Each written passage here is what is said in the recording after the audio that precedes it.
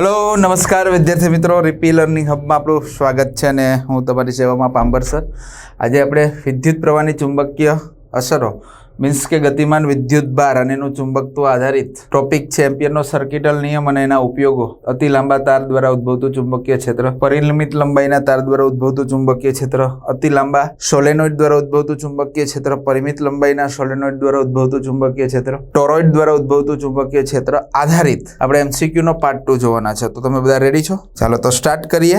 वीज प्रवाह धारित सोलेनोइड अक्ष पर उद्भवतुं चुंबकीय क्षेत्र बी छे। जो प्रवाह बमणो करवामां आवे, सोलेनोइडनी अक्ष पर उद्भवतुं चुंबकीय क्षेत्र એટલે કે B1 બરાબર B। ओके, जो प्रवाह बमणो करवामां आवे એટલે કે I2 બરાબર 2I1। ओके, અને એકમ લંબાઈ દીઠ આટાની સંખ્યા અડધી કરવામાં આવે મીન્સ કે N2 N1/2 અડધી, તો ચુંબકીય ક્ષેત્ર કેટલું થાય? બહુ સિમ્પલ। સોલેનોઇડની અંદર ચુંબકીય ક્ષેત્ર શું છે? μ0 સ્મોલ ni। ચાલો આના પરથી સિમ્પલ વાત છે, B proportional to N into I, બરાબર ને?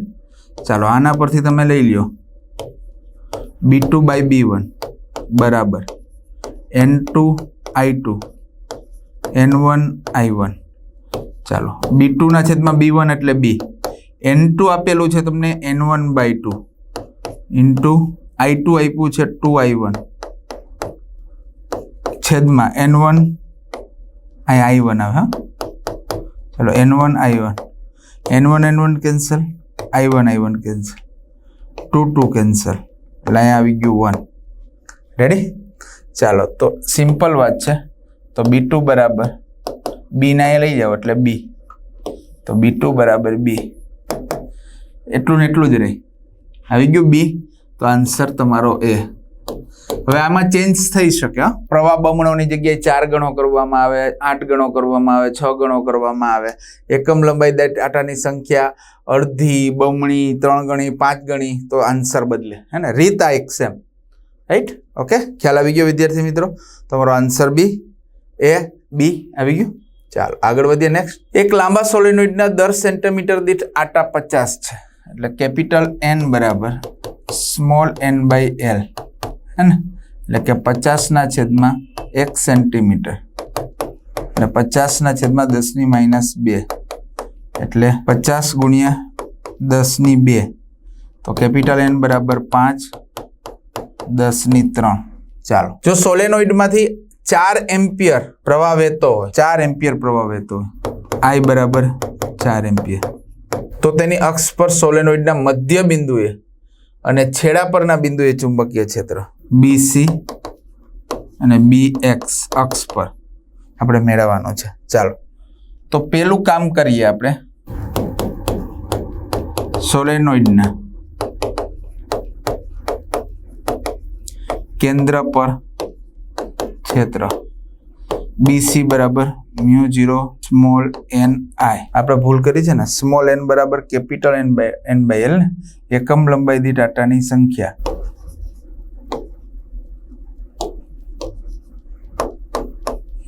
ઓકે, તો આ સ્મોલ n જ આવી ગયું।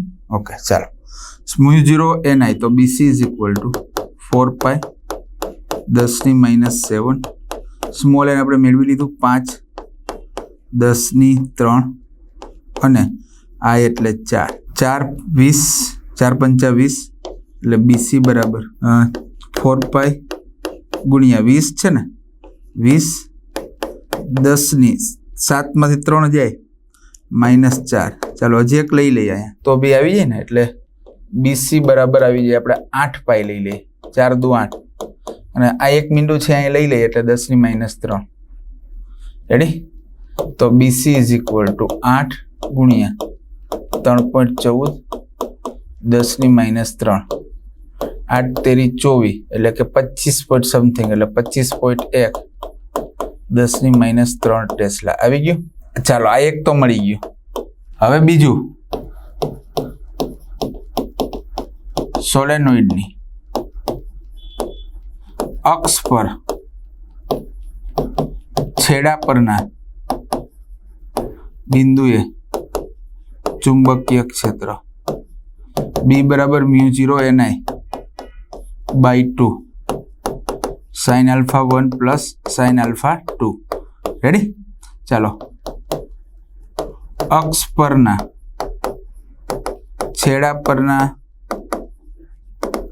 બિંદુ માટે એક છેડાને અનુલક્ષીને બનતો ખૂણો 0 આવે અને બીજા છેડાને અનુલક્ષીને બનતો ખૂણો 90 આવે. રેડી?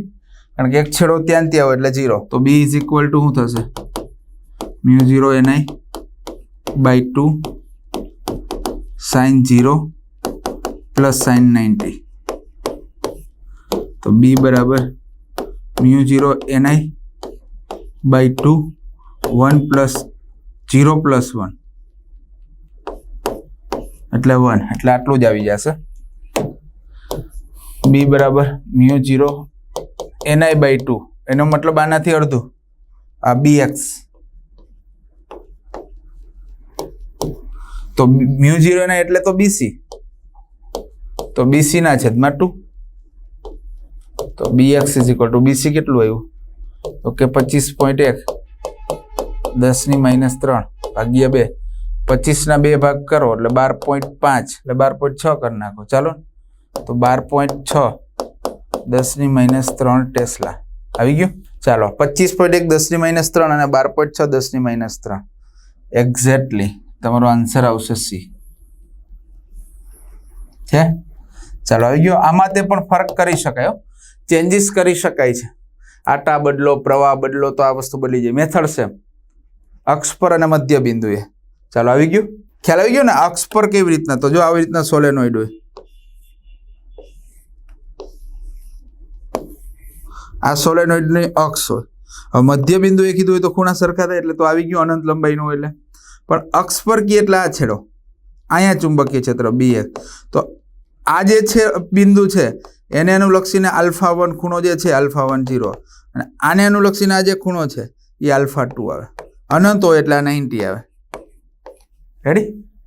ચાલો આગળ વધીએ. નેક્સ્ટ, એક ટોરોઇડના વાઇડિંગમાંથી વહેતો પ્રવાહ ઓકે I 2 એમ્પિયર, આટાની સંખ્યા 400 અને પરિઘની લંબાઈ L 40 સેન્ટીમીટર અને 0.4 મીટર. તેમના અંદરના વિસ્તારમાં ચુંબકીય ક્ષેત્ર 1 ટેસ્લા. તો સાપેક્ષ પરમેબિલિટી μr મેળવો. એનો મતલબ ટોરોઇડની અંદર કંઈક ભરેલું છે. હે? તો ટોરોઇડની અંદર ચુંબકીય ક્ષેત્ર, ટોરોઇડની અંદર માધ્યમ હોય ત્યારે ક્ષેત્ર B બરાબર મ્યુ ni, મ્યુ 0 ni ને મ્યુ ni. મ્યુ બરાબર મ્યુ બાય મ્યુ 0 બરાબર તમને ખબર છે મ્યુ r. તો ઇમ્પ્લાઇઝ મ્યુ બરાબર શું થાય? મ્યુ 0 મ્યુ r થાય. તો B બરાબર mu 0 mu r. Capital ni છેદમાં 2 પાઈ r. રેડી ને? કારણ કે કેપિટલ n બરાબર સ્મોલ n બરાબર કેપિટલ n ના છેદમાં 2 પાઈ r. ટોરોઇડ છે એટલે એકમ લંબાઈ દીઠ, લંબાઈ એટલે પરિઘ આવે ને. આપણે આ જોઈએ છે તો આના પરથી મ્યુ r બરાબર શું થાય? B ઇન્ટુ 2 પાઈ r છેદમાં મ્યુ 0 ni. રેડી? જોઈએ આપણે. મ્યુ r બરાબર B એટલે 1, આ 2 પાઈ રાખો અને પરિઘની લંબાઈ ચાલે તો અંદરના વિસ્તારમાં r આપ્યું નથી 40 સેન્ટીમીટર એટલે 2 પાઈ r બરાબર 40. હા રેડી? 2 પાઈ r બરાબર 40. હા એટલે L બરાબર પરિઘની લંબાઈ છે ને, આ બરાબર 2 પાઈ r. રેડી? Hello okay. તો 2 પાઈ r તો હવે આપણે ત્યાં ચેન્જ જ કરવું પડશે, કરી દઈએ. ચાલો 2 પાઈ r એટલે 0.4 ડિવાઈડ બાય 4 પાઈ 10 ની -7 ગુણ્યા 4 પાઈ 10 ની -7 n 400 એટલે 4 10 ની 2 અને I 2. ચાલો રેડી? હવે મ્યુ r બરાબર આને આમ કરી નાખું 4 10 ની -1 છેદમાં 4 પાઈ ગુણ્યા 4 ગુણ્યા 2 10 ની -5. રેડી? ચાલો આ 4 4 જાય. આને જે ઉપર લઈ જવું હોય તો આ -5 ઉપર જાય એટલે +5 હે ને, એટલે 10⁴ આવે ને, એટલે ઉપર આવે 10⁴ છેદમાં 8 પાઈ.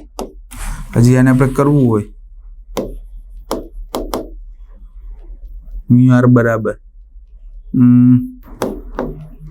100 10⁵ છેદમાં 8 પાઈ 25 × 4 અને 4 × 2. રેડી? ચાલો 4 4 જાય એટલે કેટલું થશે? મ્યુ આર બરાબર 25 10⁵ છેદમાં 2 પાઈ 12.5 10⁻² છેદમાં પાઈ. મ્યુ આર બરાબર 12.5 10⁵ છેદમાં 3.14 4 તેરી 12. રેડી? એટલે 4 × 10⁵. તો સિમ્પલ વાત છે, mu r is real equal to 400 થાય ને. 4 લઈ લો, 4 × 10⁵ એટલે 400. તો જવાબ આવશે 400. છે જવાબ? યસ, ડી તમારો સાચો જવાબ છે. આવી ગયો વિદ્યાર્થી મિત્રો. રેડી? આગળ વધીએ. નેક્સ્ટ, એક લાંબા સોલેનોઇડમાંથી વીજ પ્રવાહ પસાર કરતા તેની અક્ષને સમાંતર ચુંબકીય ક્ષેત્ર બી ઉદ્ભવે છે. હવે જો વિદ્યુત પ્રવાહનું મૂલ્ય 6 ગણું, જો એના જેવો જ આવ્યો ને, B1 બરાબર B. ઓકે, વીજ પ્રવાહનું મૂલ્ય 6 ગણું કરીએ એટલે I2 બરાબર 6I1 અને એકમ લંબાઈ દીઠ આટાની સંખ્યા N2 બરાબર 3 ગણી એટલે 3N1 કરવામાં આવે તો ચુંબકીય ક્ષેત્ર કેટલું છે? જો સોલેનોઇડનું ચુંબકીય ક્ષેત્ર μ0 આના પરથી B proportional to Ni. ચાલો આના પરથી લ્યો તમે B2/B1 N2I2 છેદમાં N1I1. રેડી? ચાલો B2 ના છેદમાં B, N2 એટલે 3N1 અને I2 એટલે 6I1 છેદમાં N1I1. N1 જાય, I1 6 તેરી 18 એટલે B2 ના છેદમાં B બરાબર 18 તો B2 બરાબર 18B. રેડી? 18B થશે વિદ્યાર્થી મિત્રો. આવી ગયું? સેમ આગળ આવ્યો તો ચેન્જ કરી નાખ્યું તો 18B આવ્યું. તો આન્સર સી તમારો સાચો જવાબ છે. રેડી? ચાલો આગળ વધીએ વિદ્યાર્થી મિત્રો. નેક્સ્ટ, 50 સેન્ટીમીટર લંબાઈ અને 100 આટા લંબાઈ આપી છે L. 50 સેન્ટીમીટર એટલે કે 0.5 મીટર અને આટા આપ્યા છે 100 આટા. વાઇડિંગ માંથી 2.5 એમ્પિયર 2.5 એમ્પિયર પ્રવાહ વહે ત્યારે એના કેન્દ્ર ઉપર કેટલું ચુંબકીય ક્ષેત્ર મળે? સોલેનોઇડના કેન્દ્ર ઉપર ચુંબકીય ક્ષેત્ર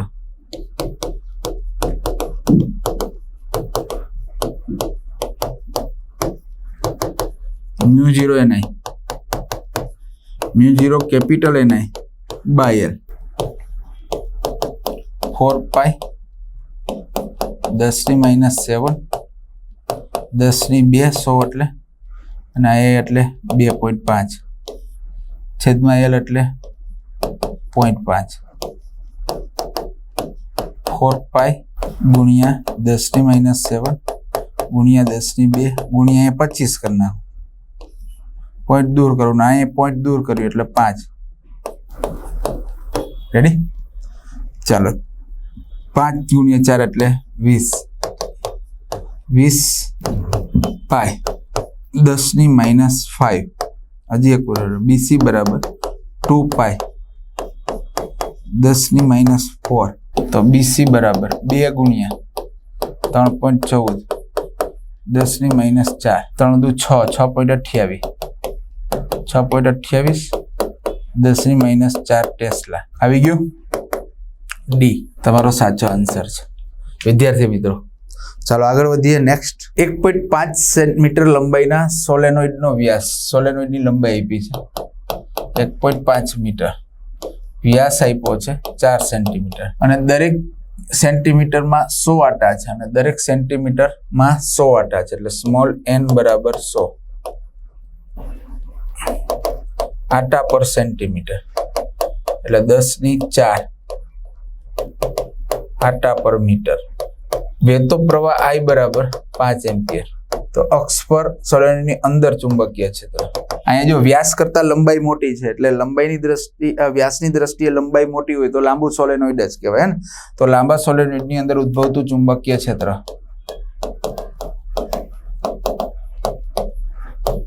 અંદર B બરાબર μ0 NI 4 પાઈ 10⁻⁷ 10⁴ અને 5 4 પંચા 20 20 પાઈ 10⁻3 રેડી. એટલે B બરાબર 2 પાઈ 10⁻2 ટેસ્લા. ઓકે, પાઈ હમણાં છે એટલે રહેવા દો. ચાલો આવી ગયું 2 પાઈ 10⁻2 ટેસ્લા. યસ, તમારો એ ઓપ્શન સાચો જવાબ છે. ચાલો આગળ વધીએ વિદ્યાર્થી મિત્રો. નેક્સ્ટ, L લંબાઈ એક અતિ લાંબા સોલેનોઇડ N સ્તર ધરાવે છે. દરેક સ્તરમાં N આટા છે. સોલેનોઇડનો વ્યાસ D છે અને તેમાંથી I જેટલો પ્રવાહ પસાર થાય છે. તો સોલેનોઇડના કેન્દ્ર પર ચુંબકીય ક્ષેત્ર, સોલેનોઇડના કેન્દ્ર પર ચુંબકીય ક્ષેત્ર μ0 NI યા μ0 કેપિટલ NI બાય L. તો જોઈ શકો છો કે સોલેનોઇડનું ચુંબકીય ક્ષેત્ર એ સ્મોલ આટાના સમપ્રમાણમાં છે, પ્રવાહના સમપ્રમાણમાં છે, લંબાઈના વ્યસ્ત પ્રમાણમાં છે. આના ઉપર આધાર રાખે છે. ડી ને સમપ્રમાણમાં, ડી ને વ્યસ્ત પ્રમાણમાં, ડી થી સ્વતંત્ર કે એલ ને વ્યસ્ત પ્રમાણમાં છે, સમપ્રમાણમાં નથી. અને તો એનો મતલબ ડી ઉપર આધારિત જ નથી એટલે ડી થી સ્વતંત્ર છે. ચાલો આવી ગયું. આ ડી થી શું છે? સ્વતંત્ર છે. ઓકે, આગળ વધીએ. નેક્સ્ટ, એક અતિ લાંબા તારને પૃથ્વીના ચુંબકીય ક્ષેત્રની ક્ષૈતિજ તીવ્રતાને લંબ ઉધ્વ ગોઠવેલો છે. આ તારમાંથી ખાલી જગ્યા પ્રવાહ પસાર કરતા તારથી 10 સેન્ટીમીટર લંબ અંતરે આવેલા બિંદુએ ચુંબકીય પ્રેરણ શૂન્ય થાય. આ બિંદુની સામેની બાજુએ તારથી 10 સેન્ટીમીટર અંતરે પરિણામી ચુંબકીય ક્ષેત્ર કેટલું હોય? જો અહીંયા ધ્યાન આપો, આ પૃથ્વી છે. ઓકે, આ પૃથ્વીનું ક્ષેત્ર છે. પૃથ્વીનું ચુંબકીય ક્ષેત્ર આપણે લઈ લઈએ H. એ આ બાજુ છે. હવે આ પૃથ્વીને અહીંયા એક તાર ઉધ્વ રાખેલો છે. 12 તારમાંથી પ્રવાહ પસાર થાય છે. ધ્યાન આપજો, અહીંયા છે ને અતિ લાંબો તાર ઉધ્વ ગોઠવેલ છે. મિત્રો આ રીતના જો હું અહીંયા આ પોઈન્ટર મૂકું છું ને, આ રીતના આમ પ્રવાહ બહાર આવે છે. બહાર આવે તો જમણા હાથના નિયમ અનુસાર ચુંબકીય ક્ષેત્ર આમ આમ આવે ને, આ ડાબો આ જમણો. રેડી. અહીંયા આમ જશે, અહીંયા ચુંબકીય ક્ષેત્ર આમ, પણ આ બાજુ આમ આવશે ને. જોઈ લેજો, અહીંયા આમ જશે એટલે કે આ બિંદુએ થોડુંક રેડ લઈ લે. આ જે બિંદુ છે P બિંદુ, આ અંતર છે X. રેડી ને? તો X અંતર P બિંદુ પાસે આ પૃથ્વીનું ચુંબકીય ક્ષેત્ર H આ બાજુ, પણ તારનું ચુંબકીય ક્ષેત્ર આ બાજુ આવશે. તો P બિંદુ એ બંનેના સમાન મૂલ્ય અને દિશા વિરુદ્ધ થવી જોઈએ તો પરિણામી પ્રેરણ શૂન્ય થાય ને. ઓકે, સેમ એવું તારથી બીજી બાજુ. ચાલો અહીંયા Q બિંદુ છે. તો Q બિંદુ પાસે બંનેની દિશા એક જ છે, B અને H. કારણ કે જો તારમાંથી પ્રવાહ આમ બહાર આવે તો અહીંયા આમ, પણ અહીંયા આ બાજુ આવે ને. તો Q બિંદુ પાસે બંને એક જ દિશામાં છે, P બિંદુ પાસે બંને પરસ્પર વિરુદ્ધમાં છે. એટલે આ અંતર X છે, અહીંયા તાર છે. રેડી? ચાલો તો આપણે પહેલું કહીએ. પહેલું કે તારથી X અંતરે P પાસે B અને H પરસ્પર વિરુદ્ધ છે. તો P પાસે પરિણામી ક્ષેત્ર શૂન્ય થવા માટે B બરાબર H થવું જોઈએ. P પાસે B બરાબર H થવું જોઈએ એટલે કે બંનેના મૂલ્ય સમાન અને દિશા વિરુદ્ધ હોવી જોઈએ. તો એ છે ને? તો B બરાબર H થવું જોઈએ. ચાલો રેડી? તો તારથી X અંતરે ચુંબકીય ક્ષેત્ર, તો B બરાબર H. B એટલે μ0 I છેદમાં 2πx બરાબર H. આના પરથી પ્રવાહ મેળવવાનો ને. I બરાબર શું થાય? 2πx into H છેદમાં μ0. 2πx કેટલું આપ્યું છે તમને? તારથી 10 સેન્ટીમીટર એટલે x બરાબર 10 સેન્ટીમીટર 10 ગુણ્યા 10 એટલે 10⁻1 મીટર. રેડી? તારમાંથી કેટલો પ્રવાહ પસાર થવો જોઈએ? એ કીધું આ પૃથ્વીનું ચુંબકીય ક્ષેત્ર આપ્યું છે H. જોઈ લેજો. H આપ્યું છે H 0.36 10⁻4 ટેસ્લા. ઓકે, ચાલો 2πx x એટલે 10⁻1, h એટલે 0.36 10⁻4 છેદમાં 4π 10⁻7. રેડી? ચાલો પાઈ જાય 2 જશે. ઓકે, તો I બરાબર આવશે 0.36 10⁻5 છેદમાં 2 10⁻7. ચાલો ઉપર લઈ લઈએ +7, તો I બરાબર 0.36 10⁻2 આવી જાય ને છેદમાં 2, તો I બરાબર 36/2 18 એમ્પિયર. તો પ્રવાહ આવશે 18 એમ્પિયર. તો 18 એમ્પિયર 2 છે જો, તો હવે બીજું મેળવવું પડે સેકન્ડ. હવે O થી x અંતરે જ Q પાસે B અને H એક જ દિશામાં હોવાથી પરિણામી ક્ષેત્ર B' બરાબર B વત્તા H થશે. પરંતુ B બરાબર તો H, તો B' બરાબર H વત્તા H એટલે 2H 2 ગુણ્યા 0.36 10⁻4. રેડી ને? તો B' બરાબર 0.72 10⁻4 ટેસ્લા. આવી ગયું? ચાલો આ બે આવી ગયા, 18 એમ્પિયર અને 0.72 10⁻4 એટલે જવાબ આવશે તમારો B. ક્લિયર? આવી ગયું વિદ્યાર્થી મિત્રો? રેડી? ચાલો આગળ વધીએ. નેક્સ્ટ પ્રશ્નાર્થ ચિહ્ન, એનો મતલબ તમારે ગણવાનો છે વિદ્યાર્થી મિત્રો. શું છે? સમસ્થિતિજ સપાટીથી 6 મીટર ઊંચાઈએ રહેલા સમસ્થિતિજ અતિ લાંબા ઓવરહેડ પાવર લાઇનનો 50 એમ્પિયરનો પ્રવાહ પૂર્વથી પશ્ચિમ તરફ લઈ જાય છે.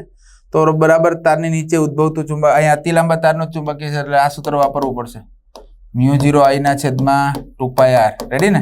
ચાલો આના પરથી તમારે મેળવવાનો છે B. ખ્યાલ આવ્યો? હોમવર્ક આવો આગળ આવી ગયો છે, જોઈ લેજો, એના પર આધારિત જ છે. મિત્રો આપણે આ ટોપિકને પૂર્ણ કર્યો. આપ સૌનો ખૂબ ખૂબ આભાર, ધન્યવાદ. Thank you.